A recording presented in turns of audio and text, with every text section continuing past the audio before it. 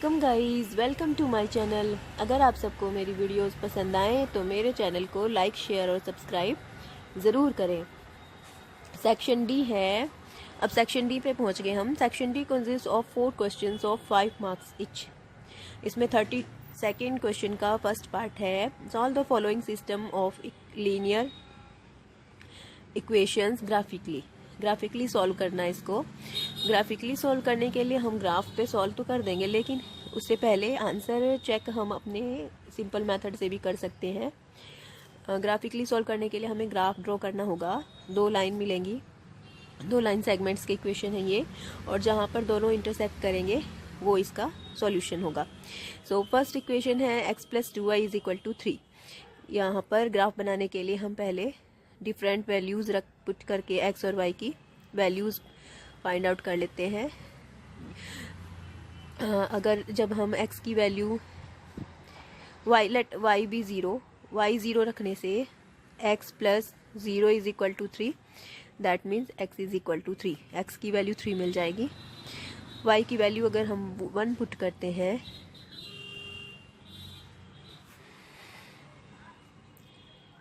तो x की value हमें मिलेगी x + 2 = 3 इम्प्लाइज x = 1। जब हमने y की वैल्यू पुट करी 1 तो x की भी वैल्यू 1। इन 2 वैल्यूज से हमें इस लाइन सेगमेंट लाइन के कोऑर्डिनेट्स मिल जाएंगे और हम लाइन ड्रॉ कर पाएंगे। अब इस इक्वेशन के लिए भी इसी तरह से हम x और y की वैल्यूज पुट करके 2 डिफरेंट कोऑर्डिनेट्स निकाल लेते हैं। लेट y भी 0। अगर y 0 पुट करते हैं तो हमारा इक्वेशन हो जाएगा 2x - 0 = 8। That means x = 4। y की वैल्यू 0 है तो x की वैल्यू 4 है। और जब हम y की वैल्यू 2 पुट करते हैं, लेट y भी 2x - 6 + 8 = 0। y की वैल्यू जब हम 0 पुट करते हैं तो हमारा इक्वेशन बन जाएगा 2x - 0 = -8। क्योंकि यहाँ पर +8 है, ये राइट हैंड साइड जाएगा तो -8 हो जाएगा। That means x = -4। और y की वैल्यू जब हम 2 पुट करते हैं 2x - 6 + 8 = 0। This implies 2x + 2 = 0। तो हमें x की वैल्यू मिलेगी -1। y की वैल्यू 2 पुट करने पर x की वैल्यू -1, दोनों ही नेगेटिव वैल्यू मिली है। अब इसको ग्राफ पर हम पहले प्लॉट करेंगे ये पॉइंट्स को और फिर लाइन सेगमेंट ड्रॉ करेंगे। सो इस तरह से अगर ग्राफ है तो x की वैल्यू 3 के लिए y की वैल्यू 0 है, मतलब ये पॉइंट यहाँ पर आएगा, और x की वैल्यू 1 के साथ y की वैल्यू 1 है यहाँ पर एक पॉइंट। तो इन पॉइंट्स को हम ज्वाइन कर देते हैं।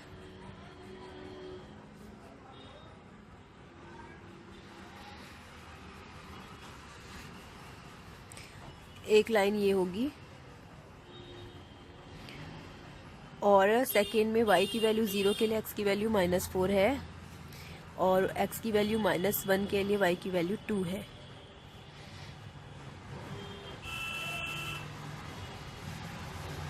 तो ये लाइन यहाँ से जाएगी।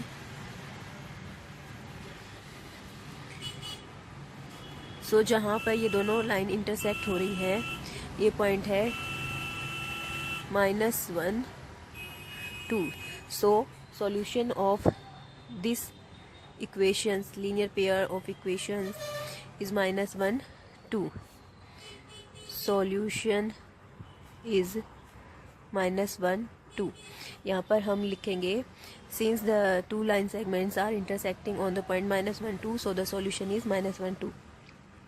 अगर हमें चेक करना है कि हमारा आंसर सही है क्या नहीं, तो हम वैल्यूज़ पुट करके सब्स्टिट्यूशन मेथड या किसी भी मेथड से इन दोनों इक्वेशंस को सॉल्व करके वैल्यू पहले फाइंड आउट कर लेंगे, ताकि हम श्योर हो जाएं कि हमारा आंसर ठीक आया है या नहीं। इस तरह से हम चेक कर सकते हैं। कोई भी मेथड यूज़ कर सकते हैं, बहुत सारी मेथड होती है। यहाँ पर मैं सब्स्टिट्यूशन मेथड यूज़ करी हूँ। इसमें एक वेरिएबल को दूसरे वेरिएबल के टर्म में लाके उसकी वैल्यू पुट करते हैं। x की वैल्यू जैसे इस इक्वेशन से आ गई 3 - 2y। अब x की इस वैल्यू को इस इक्वेशन में हम पुट करेंगे, 3 माइनस 2y लिखेंगे x की प्लेस पर, minus 3y plus 8 is equal to 0, 6 minus 4y minus 3y plus 8 is equal to 0 implies minus 7y plus 14 is equal to 0. This implies 7y is equal to 14 implies y is equal to 2. अब y की ये value हम x की term x इस equation में रख देंगे, 2 2 ज़ा 4, तो x की वैल्यू आ जाएगी 3 माइनस 4 इज इक्वल टू -1. इसका मतलब हमारा आंसर सही है. ऐसे हम चेक कर सकते हैं पहले, उसके बाद ग्राफिकली सॉल्व करेंगे, ज़्यादा बेटर होगा. 32nd क्वेश्चन का इंटरनल है, B part. Places A and B are 180 kilometre apart on a highway. दो प्लेसेस हैं ए और बी, और इन दोनों के बीच की डिस्टेंस दे रखी है 180 kilometre. One car from A another from B at the same time. यहाँ से एक कार और एक कार यहाँ से बी से सेम टाइम पे. If the car travels in the same direction at different speeds.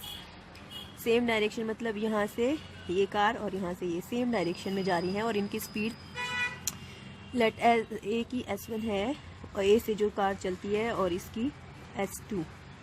SA और SB लिख लेते हैं इनकी स्पीड्स को, क्योंकि पॉइंट ए और बी से चल रही हैं ये. They meet in 9 hours. तो टाइम क्या है इनके मिलने का? 9 hours. If they travel towards each other with the same speed as before. और जब ये एक दूसरे की तरफ आते हैं सेम स्पीड से, तो उनका टाइम मिलने का है 1 hour. Meet in an hour. तो हमें बताना है speeds of the two cars.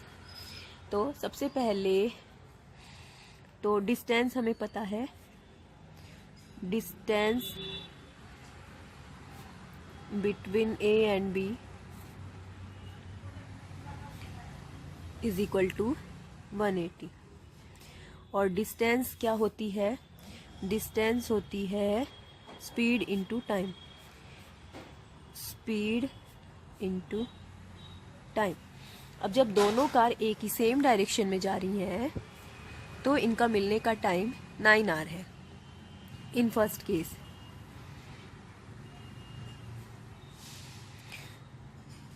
जब दोनों कार सेम डायरेक्शन में जा रही हैं, when the two cars are moving in same direction. When the two cars are moving in same direction. पहले हम कॉन्सेप्ट समझते हैं, इसके बाद मैं सॉल्व करती हूँ इसको. जब सेम डायरेक्शन में कार जाएंगी, ये अपनी स्पीड से चल रही है, ये कार अपनी स्पीड से, तो इन दोनों के बीच की जो स्पीड है वो x माइनस वाई हो जाएगी. अगर इसकी स्पीड x है, इसकी y, तो वो स्पीड ये भी तो ट्रेवल कर रही है, वो अपनी स्पीड से चले जा रही है, वो उसको कवर करे डिस्टेंस को, लेकिन वो और भी आगे बढ़ती जा रही है. सो इस सिचुएशन में स्पीड हो जाएगी x माइनस वाई. और जब दोनों कारें एक दूसरे के क्लोज आ रही हैं, तो स्पीड बढ़ रही है, इसकी स्पीड भी ऐड हो रही है और इसकी स्पीड भी. वो दुगनी स्पीड से, जितनी स्पीड से वो जा रही हैं, उन दोनों स्पीड को ऐड करके स्पीड हमारी आ रही है इस डिस्टेंस को कवर करने में. 180 किलोमीटर की डिस्टेंस है, तो इसको कवर करने में ये भी अपनी स्पीड लगा रही है, ये भी, तो ये दोनों स्पीड जुड़ जाएंगी. और जब दोनों सेम डायरेक्शन में जा रही है, तो एक स्पीड में से दूसरी स्पीड माइनस हो जाएगी, क्योंकि ये जितना ट्रेवल कर रही है, ये जितना ट्रेवल उसके क्लोज आ रही है, वो उतना ही दूर चली जा रही है अपनी स्पीड से, इसलिए वो स्पीड माइनस हो जाएगी. सो इन फर्स्ट केस जब दोनों कार एक ही डायरेक्शन में मूव कर रही हैं, तो हमें डिस्टेंस, तो वो डिस्टेंस कवर कर रही है x माइनस वाई की स्पीड से, और टाइम उनका 9 आवर्स का लग रहा है. तो x minus Y into 9, 180 kilometre इन्होंने डिस्टेंस ट्रेवल करी है. और in second case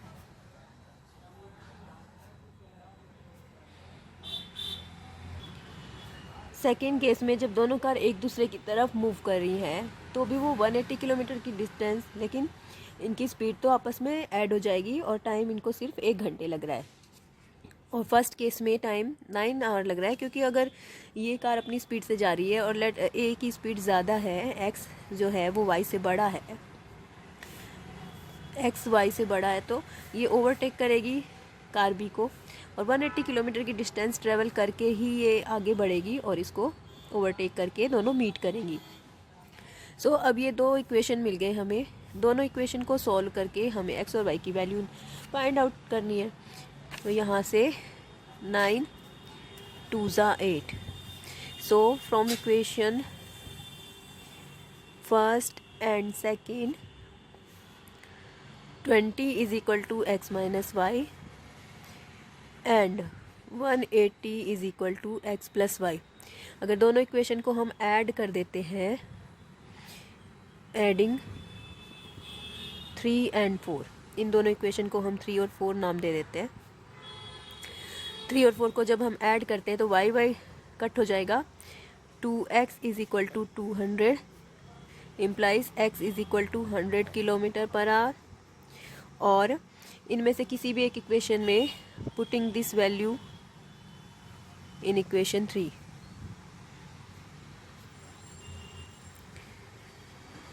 twenty is equal to 100 minus Y implies y is equal to 100 minus 20 is equal to 80 kilometre per hour. So car A की speed जो हमने x ली थी वो 100 kilometre per our है और कार B की speed जो हमने y ली थी वो 80 किलोमीटर पर आवर।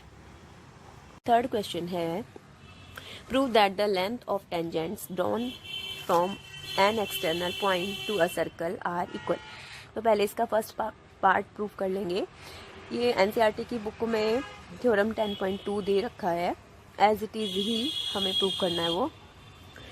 तो सबसे पहले हम एक सर्कल ड्रॉ करते हैं। सर्कल ड्रॉ करके let O B its centre. अब एक एक्सटर्नल पॉइंट पी है जिससे सर्कल के ऊपर 2 टेंजेंट्स ड्रॉ की गई हैं, P Q and P are. हमें प्रूव करना है कि ये टेंजेंट्स पी क्यू और पी आर आपस में इक्वल है। तो सबसे पहले हम कुछ कंस्ट्रक्शंस करेंगे। हम ये जो पॉइंट्स ऑफ कांटेक्ट हैं टेंजेंट्स के सर्कल के साथ, इन पॉइंट्स को सेंटर से ज्वाइन कर देंगे सो दैट ओ क्यू और ओ आर हमें रेडियस मिल जाएंगी। सर्कल की रेडियस होती है ये, जो सर्कल की बाउंड्री को सर्कल के सेंटर से लाइन सेगमेंट ज्वाइन करते हैं वो सारे रेडियस होते हैं और ये इक्वल होते हैं। दैट मीन्स ओ आर और ओ क्यू इक्वल भी होंगे।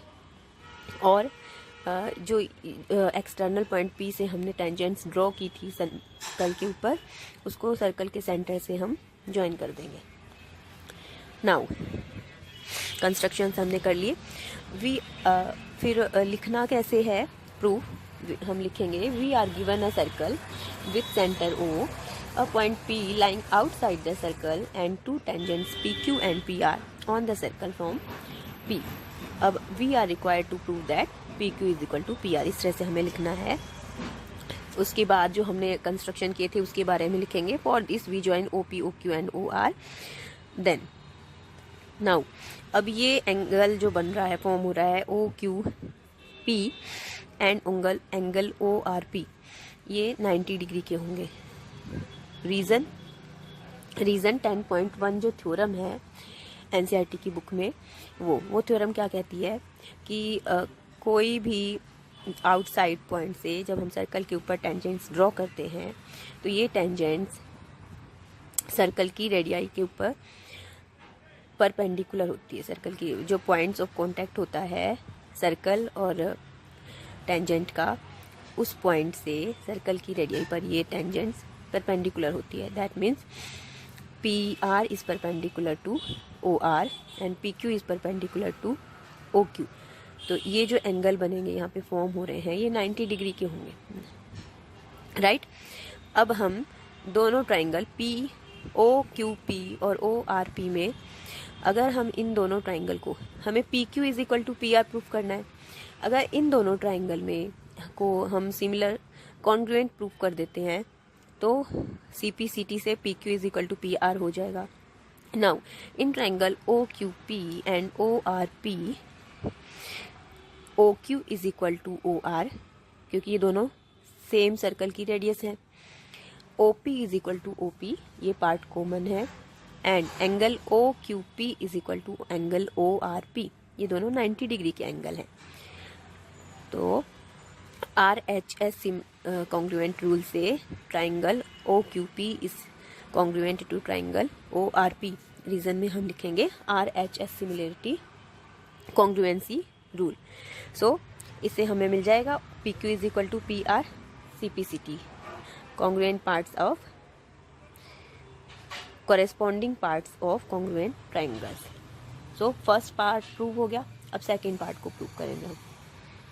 33rd क्वेश्चन का ही सेकेंड पार्ट है, using above result find the length BC of triangle ABC given that a circle is inscribed in triangle ABC touching the sides AB, BC and C at R, P and Q respectively, and AB is equal to 10, AQ is equal to 7, CQ is equal to 5।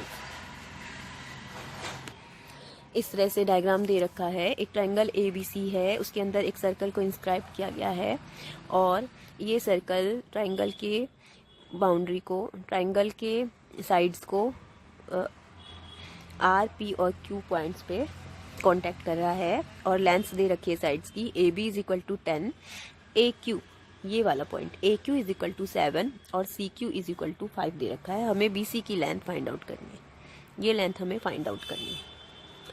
तो सबसे पहले हम देखेंगे, ये length दे रखी है 5, और ये क्या है, ये टेंजेंट है, CQ सर्कल के लिए टेंजेंट है, और इसी पॉइंट से CP भी टेंजेंट जा रही है। तो अभी जो हमने प्रूफ थ्योरम किया है कि two tangents from an outside point on a circle are equal in length, इसका मतलब CQ is equal to CP होगा। दैट मीन्स हम लिखेंगे since CQ and CP are tangents from C on circle, therefore CQ is equal to CP. Given CQ is equal to 5 centimeter, therefore CP is equal to 5 centimeter. अब ये length हमें मिल गई, CP is equal to 5 centimeter. Similarly A से जो tangents जा रही हैं AQ और AR, इन दोनों की भी लेंथ सेम होगी। सेम रीज़न वही कि एक आउटसाइडर पॉइंट से सर्कल के ऊपर जो टेंजेंट्स फ्लो होती हैं वो इनकी लेंथ इक्वल होती है। ये 7 सेंटीमीटर हो गया AR।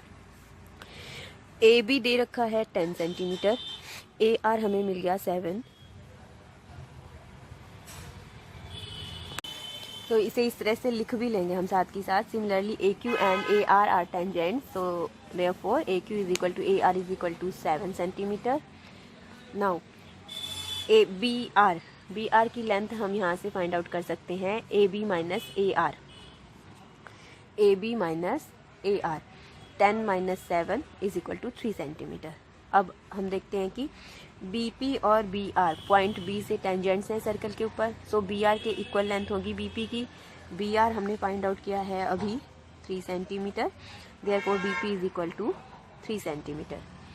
अब हमें BC की लेंथ फाइंड आउट करनी है। BP हमें पता है, PC भी हमें पता है, so BC is equal to, right हम इस तरह से करेंगे, BP and BR are tangents, therefore